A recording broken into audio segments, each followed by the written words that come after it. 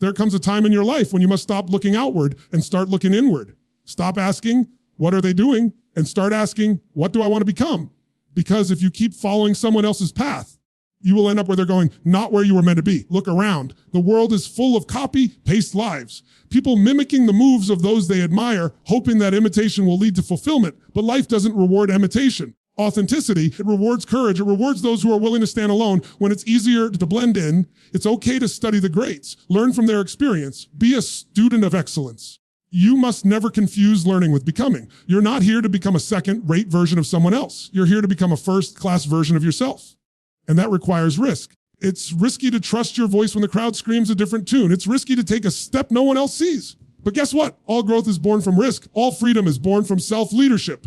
Do you know why most people follow? Because it's safe. Because it's easy to say, I failed because they messled me, instead of, I failed on my terms. But following is not safety. It's surrender. It's handing over the wheel of your life to someone who doesn't know your destination. You've got to take the wheel back. You've got to build your own internal GPS, your values, your mission, your truth. And that starts with one powerful decision. We'll no longer follow just to fit in. I will lead from within. Now, don't confuse leadership with arrogance.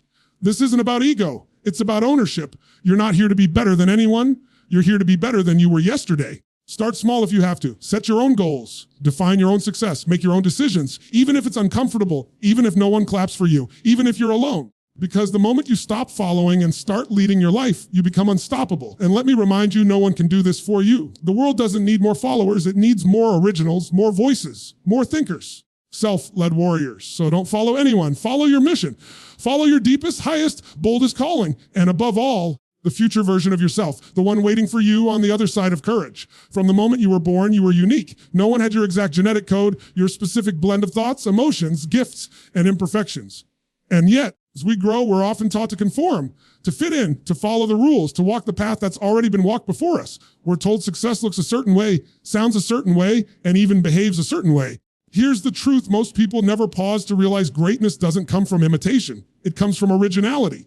What happens to most people is subtle. It starts in childhood. You look around and see what earns approval. You start adjusting your behavior, your voice, your choices to fit in with your surroundings. Maybe it's your parents' expectations. Maybe it's the pressure from school. Maybe it's social norms, religious institutions, or cultural traditions. Slowly, layer by layer, the original version of you, the raw, unfiltered essence of who you are, starts getting buried under what the world tells you to be. That's not living. That's performing. The educational system, while well-intentioned, often promotes memorization over curiosity, obedience over innovation. It teaches you what to think, not how to think. And so you graduate into a society that rewards similarity but hungers for originality. Look for creative thinkers.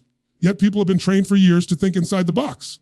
And here's the contradiction. The very thing you've been taught to suppress, your uniqueness, is the most valuable thing you own. Live in a world that celebrates individuals after they've succeeded by being different, but discourages them while they're doing it. Every revolutionary thinker, artist, scientist, entrepreneur had to go through a period where they were misunderstood, doubted, and even ridiculed. Why? Because they refused to follow, they refused to abandon their originality. They were willing to be the first, even if that meant being the only one for a while. You are no different. You have within you the capacity to create something the world has never seen. But you'll never access that power if you're too busy copying someone else's blueprint. Because the moment you follow someone else's path blindly, you abandon your own. You trade purpose for security. You trade destiny for familiarity. And in doing so, you shortchange your potential. Being original doesn't mean rejecting all guidance. It means applying what you learn in a way that's true to your core. It means standing firm in your principles even when others disagree. It means trusting your vision even when it hasn't fully formed yet. And it means knowing that failure on your path is more meaningful than success on someone else's. Here's what's crucial to understand from an educational perspective. Learning should be about discovery, not duplication. It's not about filling your head with someone else's knowledge. It's about using that knowledge to construct your own framework for the world. Every book you read, every mentor you listen to, every podcast you absorb should be filtered through your own judgment, values, and life experience. Otherwise, you're not learning, you're mimicking. Originality requires courage. Courage to ask, do I think about this? Even if the answer challenges the status quo. Courage to go left when everyone else is going right. Courage to start something without waiting for validation or permission. And most of all, courage to face yourself, to strip away the layers of expectation and rediscover who you were before the world told you who to be. You may be thinking, but what if I don't know who I really am? That's okay. Most people don't. That's where your real education begins. Not in textbooks or lectures, but in reflection, exploration, and experimentation. You find your originality by trying things, failing, learning, and trying again. You find it by paying attention to what energizes you and what drains you. You find it by listening to that quiet voice inside that says, there's something more. You weren't born to be a replica. You weren't designed to just fit in, created to stand out, not with arrogance, but with authenticity. Your thoughts matter, your ideas matter, your perspective has value, even if it's not popular, especially if it's not popular, because the world doesn't need more people who simply follow instructions. It needs people who can think independently, who can see possibilities where others see problems, who can act decisively when others hesitate. And yet, the path to originality isn't easy. It requires solitude, time to disconnect from the noise and reconnect with your own mind. It demands responsibility, because when you walk your own path, you can't blame others for where it leads. With that responsibility comes power. The power to create, the power to choose, the power to reinvent. Understand this conformity will keep you safe, but it will never make you great. There is no legacy in blending in. Remembers the person who did what everyone else was doing. History remembers the misfits, the rebels, the ones who dared to believe that their inner truth was more important than outer acceptance. So stop casing someone else's definition of success. Stop trying to live a life that impresses others but depresses your soul. Start tuning into your own values, goals, and purpose. Start making decisions that reflect who you are, not who others want you to be. Your life is a blank canvas. Paint someone else's picture on it. You've got the brush, you've got the colors, you've got the vision. Now create something only you could create, because you were born original, and the greatest tragedy would be to die a copy. Leadership isn't a position. It's not a title, a role, or a paycheck. Leadership is a mindset, and the first person you must learn to lead is yourself. Yet self-leadership doesn't begin with skills, strategies, or even discipline. It begins with one foundational element, self-trust. Without trust in yourself, you'll constantly second-guess your decisions, defer your power to others, find yourself stuck in the cycle of external validation. Self-trust is the inner belief that you are capable. It's the quiet confidence that says, I may not have all the answers, but I will figure it out. It's not arrogance. It's not perfection. In fact, it's the opposite. It's the willingness to act despite not being perfect. It's believing in your ability to grow, adapt, and rise to whatever life throws your way. Now, from an educational lens, most people are taught to follow instructions, not develop inner authority.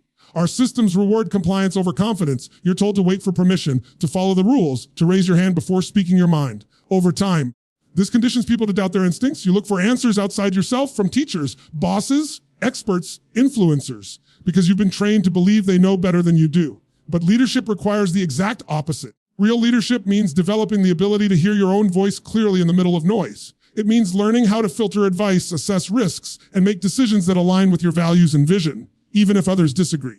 You cannot lead your life if you are constantly outsourcing your power. And that's what most people do. They wait. They wait for certainty. They wait for a sign. They wait for someone to tell them now is the right time.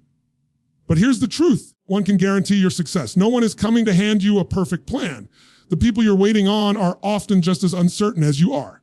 The difference, some of them have learned to trust themselves enough to move anyway. Trust is built through action. You cannot think your way into self-trust.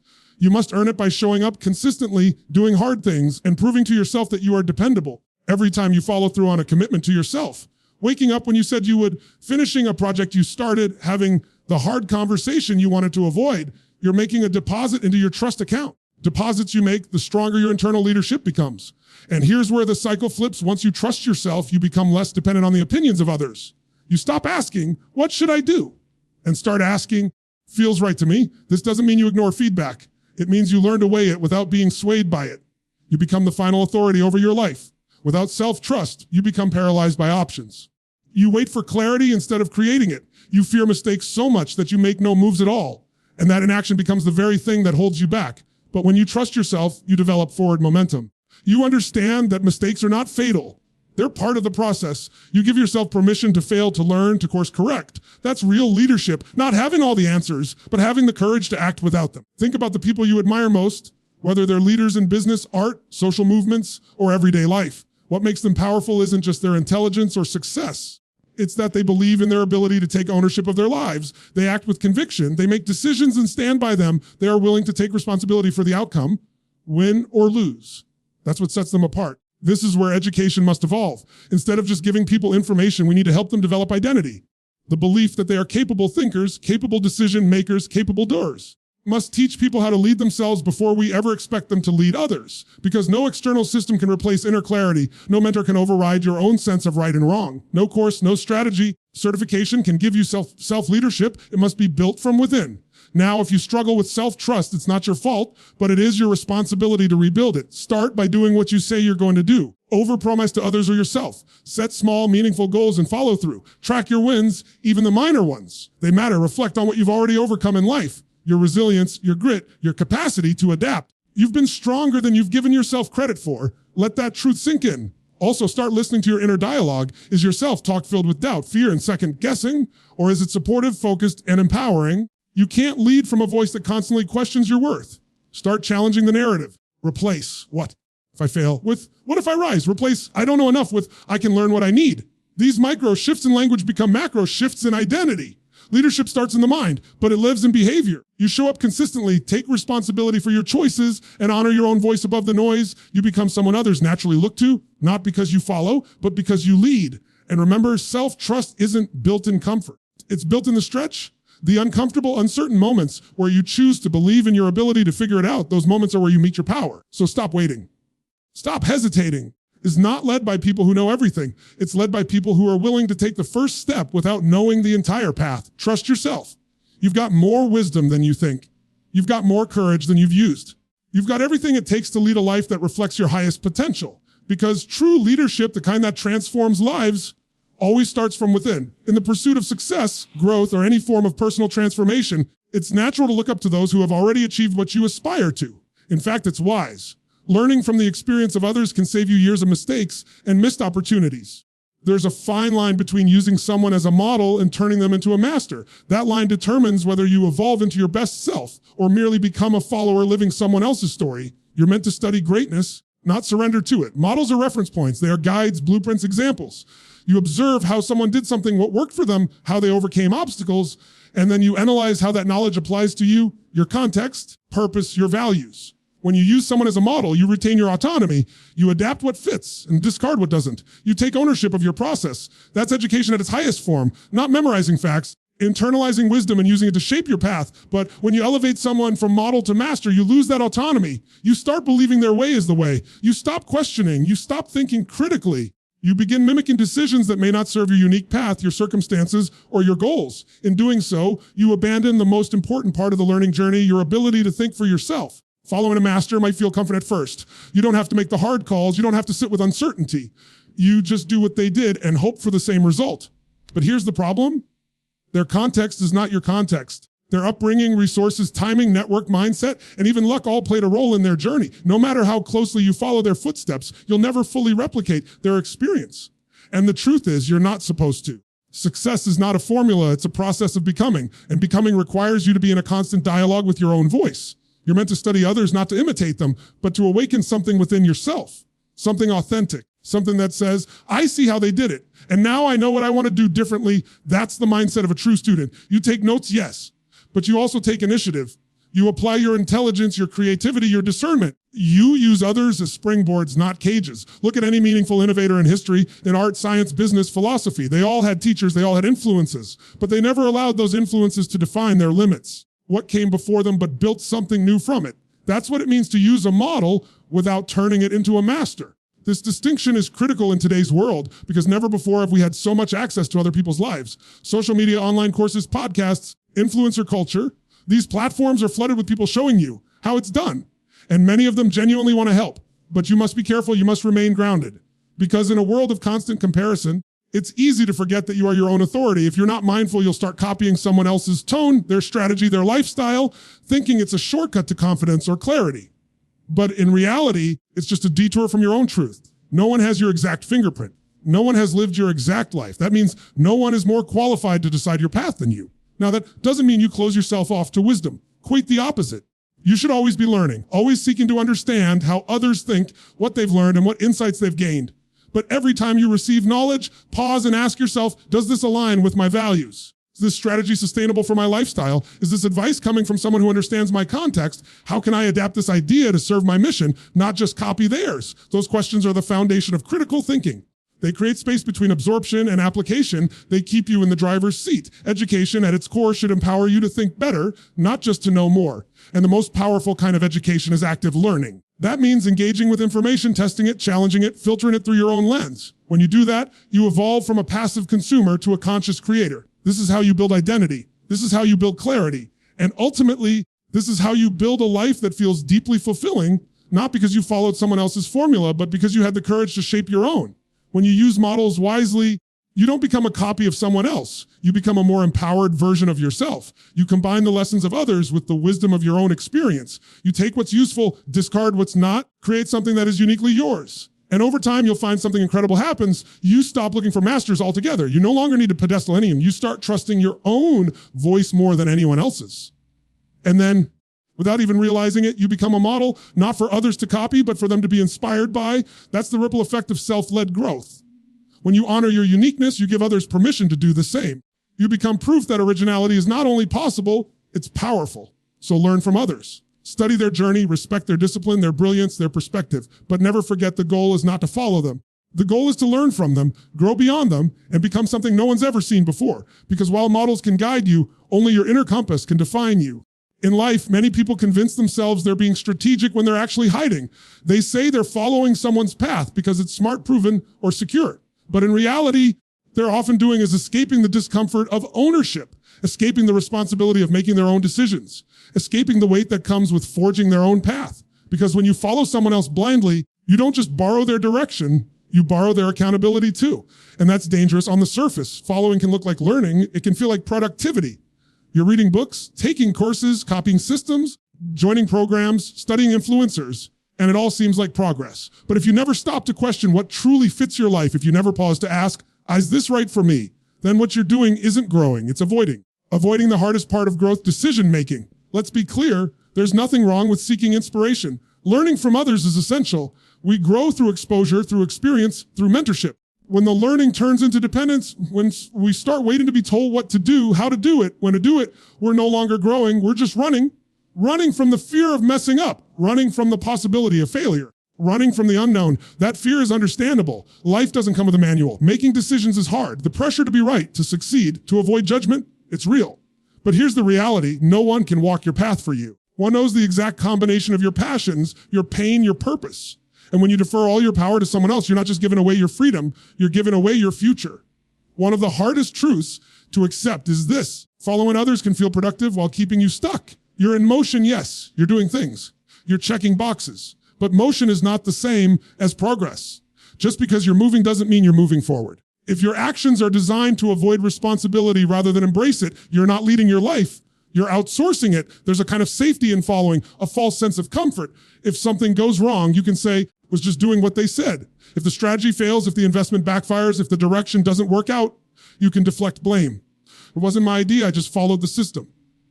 And for a moment, that feels like relief. Over time, it becomes resentment. You start to feel like a passenger in your own life. You start to question why your results don't feel fulfilling. It's because they're not yours. You didn't own the decision. You didn't plant the seed. So of course the harvest feels hollow. Escaping through following also leads to something far more damaging, the erosion of self-trust. Every time you ignore your own gut, every time you silence your voice to follow someone else's plan, you send yourself a message. I don't trust myself to lead. That message compounds over time. It becomes internalized. Eventually, you stop listening to your own ideas entirely. You feel stuck, not because you lack talent, but because you've buried your inner compass under a pile of borrowed maps. This is why ownership is so critical. Ownership doesn't mean you have all the answers. It doesn't mean you never ask for help. It means you take full responsibility for your choices, even the uncertain ones. You say, I may not be sure, but I choose, and I own what comes next. That's not reckless, that's powerful. Because with that mindset, you are no longer waiting to be rescued. You are no longer outsourcing your authority, you're building it. Education should teach this. True learning is not about memorizing what others have done. It's about cultivating the ability to think, question, evaluate, and act independently. You can learn from 1,000 people, but if you never step forward without a hand to hold, you'll never build the strength you're capable of.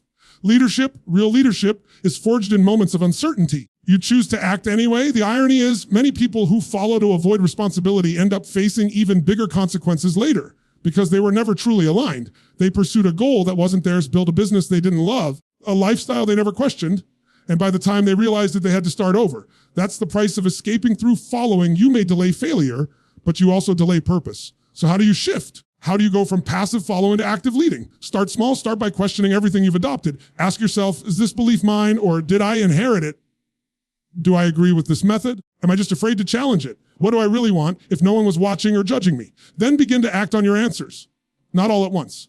not recklessly, but intentionally. Make small decisions that reflect your values. Speak up when you disagree. Try something that feels right even if it goes against popular advice. And most importantly, allow yourself to make mistakes, because mistakes made on your own terms are far more educational than successes achieved by copying someone else. Freedom doesn't come from being right all the time. It comes from knowing you can choose your own direction and recover if you need to. That's how confidence is built. That's how true authority is earned, not by being perfect, but by showing up again and again as the one who owns their life fully, completely, unapologetically. Following can serve you, but it can also sedate you. It can protect you, but it can also paralyze you. Don't let the appearance of movement fool you. Don't confuse imitation with evolution. Growth begins the moment you stop hiding behind someone else's certainty and start standing inside your own uncertainty. Because the more you trust your voice, the less you'll need someone else's script.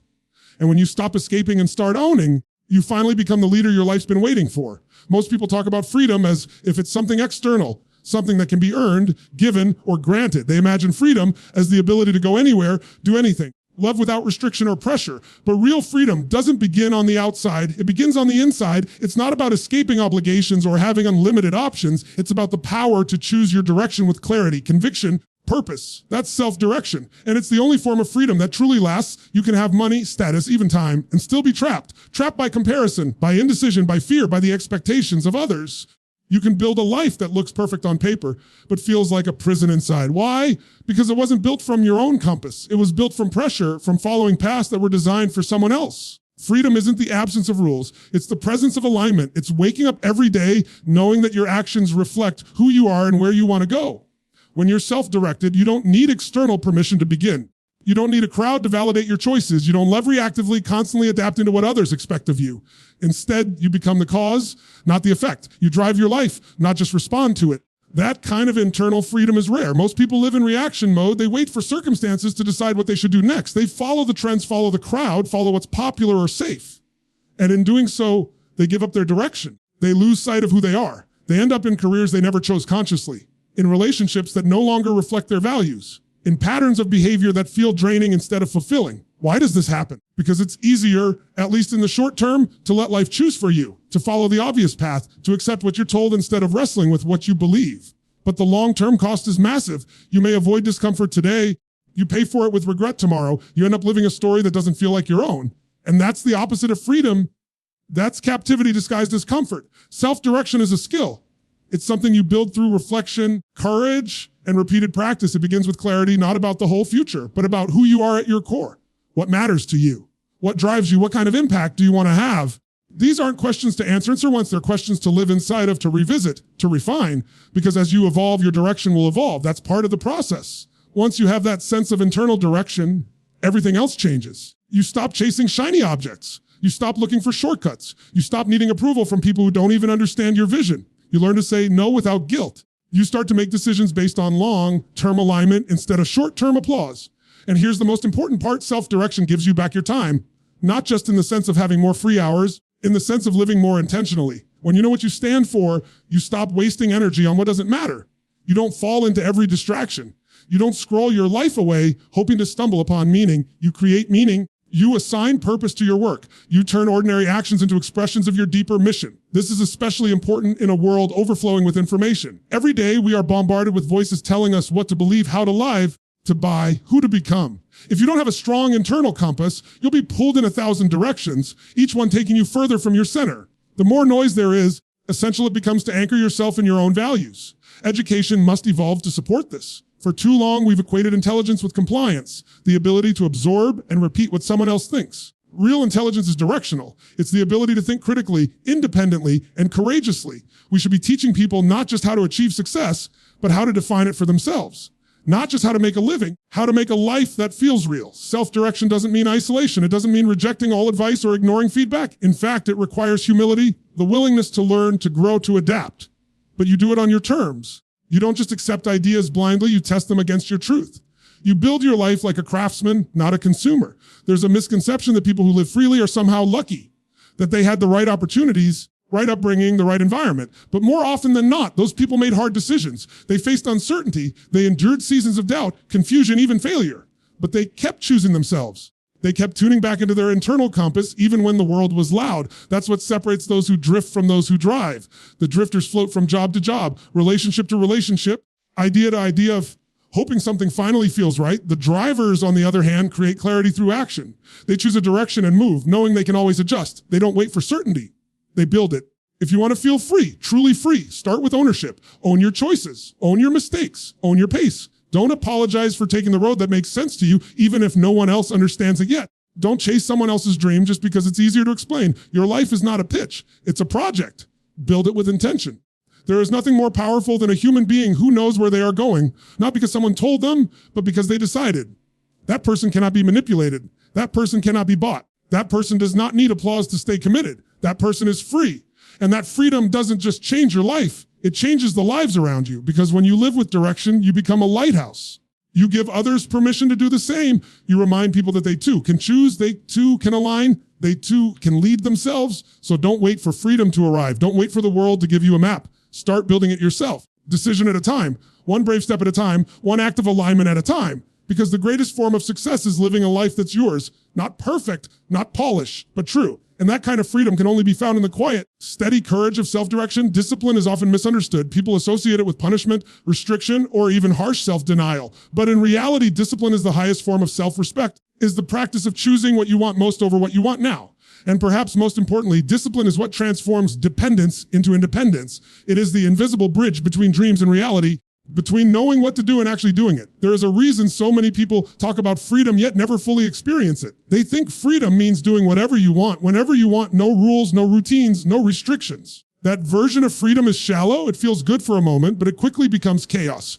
Without discipline, freedom turns into frustration. You feel scattered, unproductive, reactive. Your goals slip through your fingers.